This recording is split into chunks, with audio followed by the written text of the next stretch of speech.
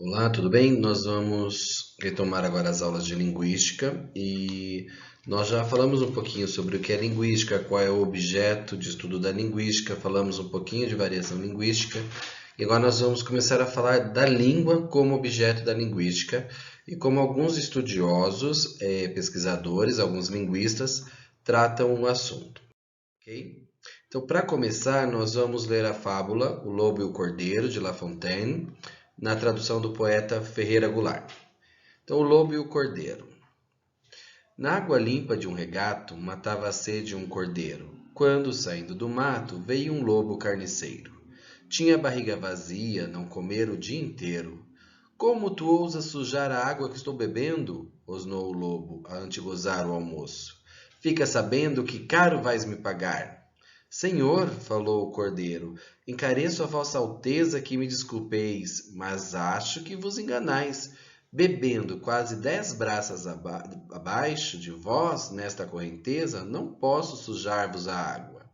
Não importa, guardo mágoa de ti que ano passado me distrataste, fingido. Mas eu nem tinha nascido.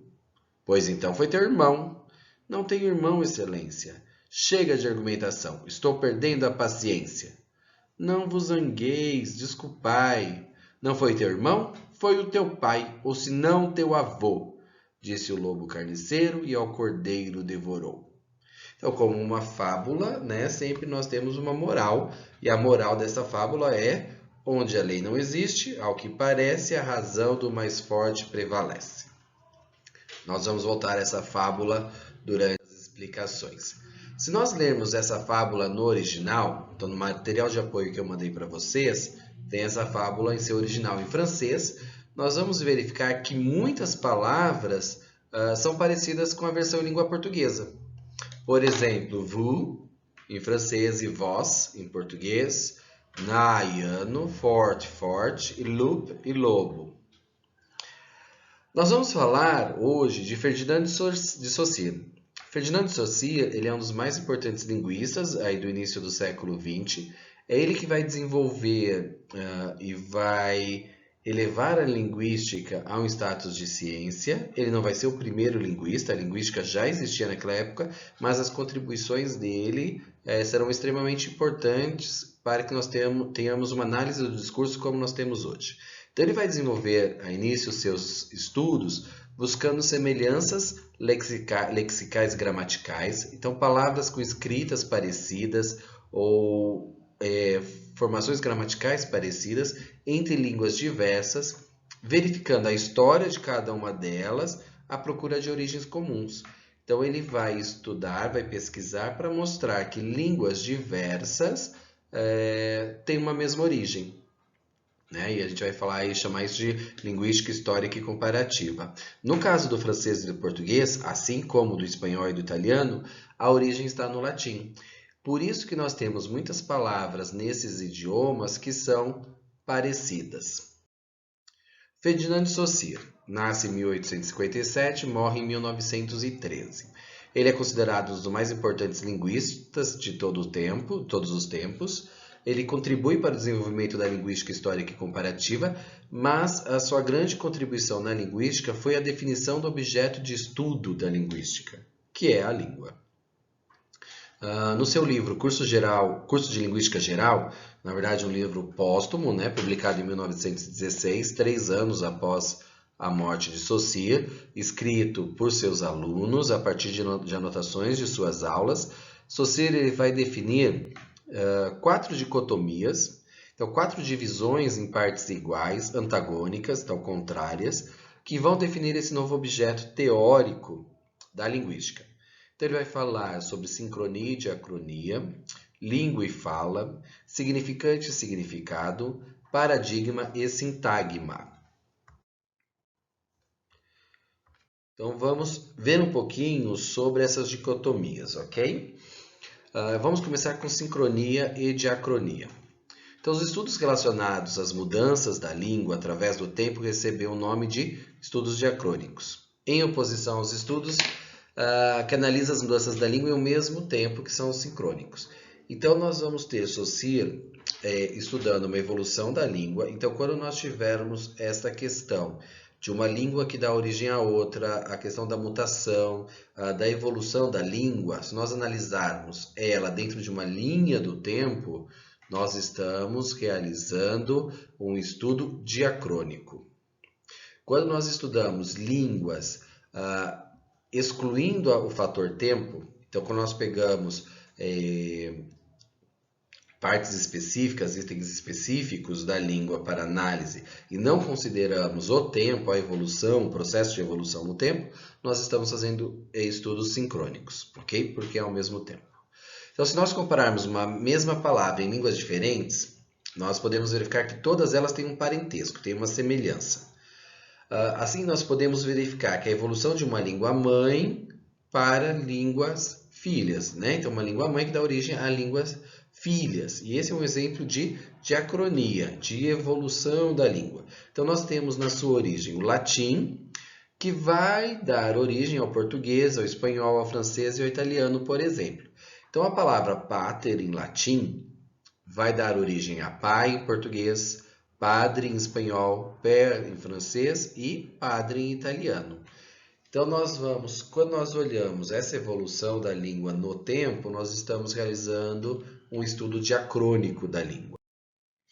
Ao mesmo tempo, é possível verificar como uma língua estabelece relações entre vários dos seus elementos, desconsiderando essa questão temporal. E esse é o foco dos estudos sincrônicos. Por exemplo, se nós pegarmos os verbos da língua portuguesa, e aí eu coloquei 4 exemplos, comer, beber, amar e partir, nós podemos ver que em sua constituição, todos os verbos possuem os mesmos elementos. Então, eu não estou considerando nesse momento a origem desse verbo, a evolução desse verbo. Eu estou comparando diversos verbos para analisar a sua estrutura. Tá? Então, são estudos sincrônicos. Então, nós temos em todos eles um radical, que é uma parte mutável, uma parte que não muda na palavra, que é essa parte que está em vermelho. Uma vogal temática que vai indicar qual é a conjugação. Se é de primeira conjugação, quando terminada em A, segunda conjugação em E, ou terceira conjugação em I. E uma desinência que vai indicar se o verbo está conjugado, se está no infinitivo, em qual pessoa, em qual número, ok? Então, a vogal temática está ali em verde e a desinência em roxo. Então, quando eu analiso palavras, tirando-a, isolando-a do contexto histórico, eu estou realizando um estudo sincrônico, ok? Então, isso tem que ficar claro. Diacrônico, quando eu considero a evolução, a história, o tempo. Sincrônico, quando eu isolo meus estudos do fator tempo.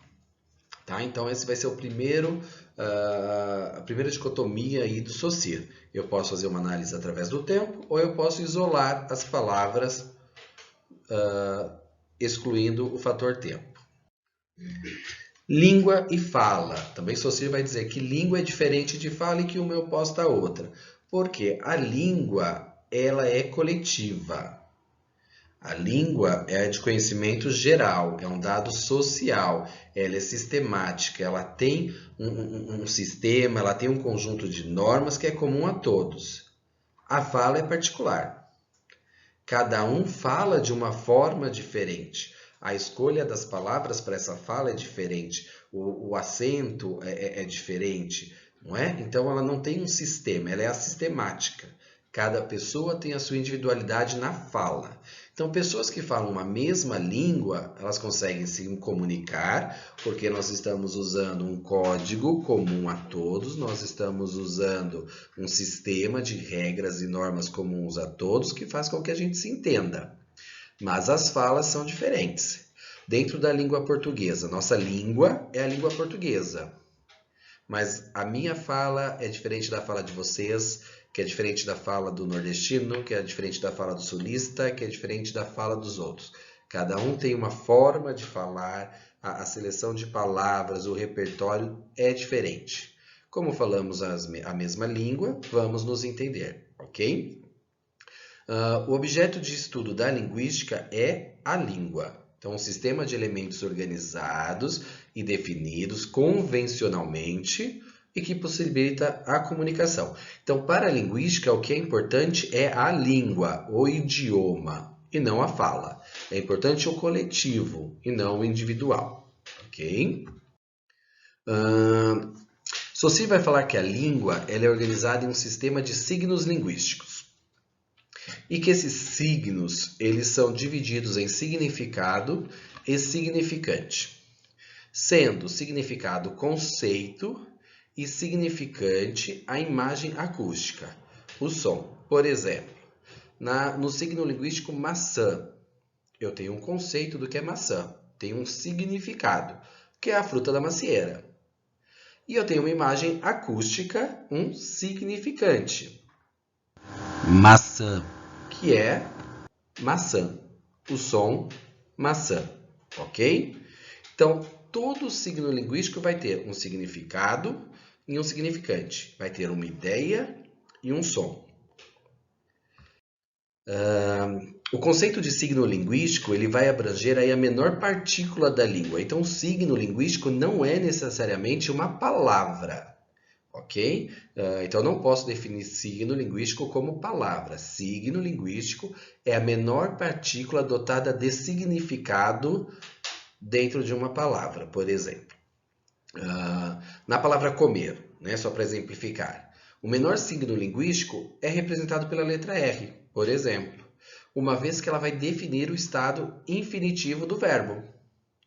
Eu só sei que esse verbo não está conjugado porque eu tenho a letra R no final. Então, eu tenho um significado para esse R, quer dizer que o verbo está no infinitivo, e há um som, uma imagem acústica para o R, que é o som do RE, certo? A gente consegue identificar qual é o menor signo linguístico de uma palavra, por exemplo, alterando letras. Por exemplo, aí, ó, lata, rata e mata. Se eu mudar uma única letra, então um único signo, eu vou ter conceitos e sons, eu vou ter significados e significantes diferentes. Então, o que a gente precisa saber de significado e significante? Que o signo linguístico não é necessariamente uma palavra, mas a menor unidade dotada de conceito, dotada de significado. Ok? Significado é o conceito. Então, se eu procurar no dicionário, eu vou achar uma definição, esse é o meu significado, e o significante é a imagem acústica ou o som, a produção oral desse signo, certo? Uma outra dicotomia é a questão do paradigma e do sintagma. Para Saussure, as relações entre os elementos linguísticos eles podem ser estabelecidos em dois domínios distintos, também antagônicos, que é o paradigmático e o sintagmático, a partir de eixos de seleção e combinação. Vamos lá que isso é um pouquinho, talvez, confuso. Vamos retomar um trecho lá da nossa fábula. Não foi teu irmão, foi o teu pai, ou se não o teu avô. Então, nós temos esse pequeno trecho e nós já vimos que no texto nada é por acaso. Tudo tem um porquê. Então, eu vou falar que eu tenho um eixo de seleção, um eixo paradigmático, ok? Quando eu defino a palavra que eu vou utilizar na sequência. Então, não é à toa, Saussure vai dizer que não é à toa essa sequência. Irmão, pai e avô. Que essas três imagens vão construir, né, esses três conceitos vão construir uma imagem para quem está lendo, para o leitor. Então, primeiro ele confunde, diz que é o cordeiro, já que não é o cordeiro, é o irmão. Se o irmão não nasceu, então é o pai, que seria o mais próximo. Se não é o pai, então deve ser o avô. Mas é alguém da família dele. Então, essa seleção de palavras não é à toa. Então, nós vamos falar que essa seleção de palavras, ela pertence ao paradigma, a um eixo de seleção. E a combinação dessas palavras na oração é o sintagma. Quando eu digo foi teu irmão, foi teu pai, foi teu avô, eu escolho uma sequência lógica para a construção da minha frase. Então, quando eu combino, neste caso, primeiro um verbo e depois um substantivo, isso também não é à toa. E em todas essas três orações, eu mantenho a mesma estrutura. Primeiro um verbo e depois um substantivo. Tá? Então, o que a gente tem que lembrar de paradigma e sintagma é isso, que a sequência das palavras, a sequência de signos dentro de uma oração, ela não é aleatória.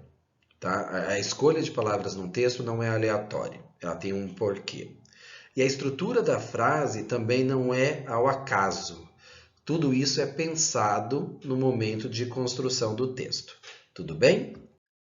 E aí, para finalizar, quem tiver interesse, quem quer saber um pouquinho mais sobre Ferdinand de Saussure, eu indico a leitura aí do curso de Linguística Geral da editora Cultrix. Vocês encontram esse livro nos sebos, no Mercado Livre, na Amazon. Ok? É uma leitura bem interessante para quem quer se aprofundar. É isso e até a próxima aula.